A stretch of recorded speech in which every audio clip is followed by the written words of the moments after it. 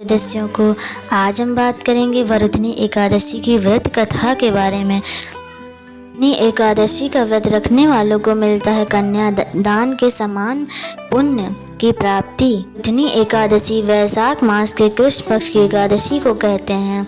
अप्रैल की एकादशी मान्यता है धन की कमी को पूरा करने में यह व्रत बहुत प्रभावी माना जाता है। वरुथनी एकादशी के दिन भगवान विष्णु के वराह रूप की पूजा की जाती है। इस व्रत को करने से कन्यादान के समान पुण्य प्राप्त होता है। आइए आपको बताते हैं वरुथनी एकादशी की व्रत कथा विस्तार से। भगवान कृष्ण ने धर्मराज युधिष्ठिर को वरुथनी एकादशी का महात्म्य बताते हुए कहा, हे राजेश्वर, वैशाख मास के कृष्ण पक्ष की एकादशी को वरुथनी एकादशी के नाम से जानते हैं। यह सौभाग्य देने वाली, सब पापों को नष्ट करने वाली तथा अंत में मोक्ष देने वाली इस एकादशी का व्रत करने से कन्यादान के समान पुण्य की प्राप्ति होती है। हम वरुथनी एकादशी की कथा। प्राचीन काल में नर्मदा नदी के तट पर मंधाता नामक राजा राज्य करते थे। वह अत्यंत दानशील तथा तपस्वी थे।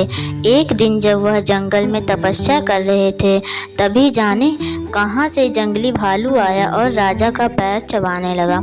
राजा पूर्ववत अपनी तपस्या में लीन रहे। कुछ देर बाद पैर चबाते चबाते भालू राजा को घसीट कर पास के जंगल में ले गया। राजा बहुत घबराया, मगर तापस धर्म अनुकूल उसने क्रोध और हिंसा न करके भगवान विष्णु से प्रार्थना की। करुण भाव से भगवान विष्णु को पुकारा। उसकी पुकार सुनकर भगवान श्री हरि विष्णु प्रकट हुए और उन्होंने चक्र से भालू को मार डाला। राजा का पैर भालू पहले ही खा चुका था। इससे राजा बहुत ही शोकाकुल हुए। उन्हें दुखी देखकर भगवान विष्णु बोले, हे वत्स, शोक मत करो, तुम मथुरा जाओ और वरुथनी एकादशी का व्रत रखकर मेरी वराह अवतार मूर्ति की पूजा करो। उसके प्रभाव से पुनः सुदृढ़ अंगों वाले हो जाओगे। इस भालू ने तुम्हें जो काटा है, यह तुम्हारे पूर्व जन्म का अपराध था। भगवान की आज्ञा मानकर राजा मंधाता ने मथुरा जाकर श्रद्धापूर्वक वरुथनी एकादशी का व्रत किया। इसके प्रभाव से राजा शीघ्र ही पुनः सुंदर और संपूर्ण अंगों वाला हो गया। इसी एकादशी के प्रभाव से राजा मंधाता स्वर्ग लोक को प्राप्त हो गए थे।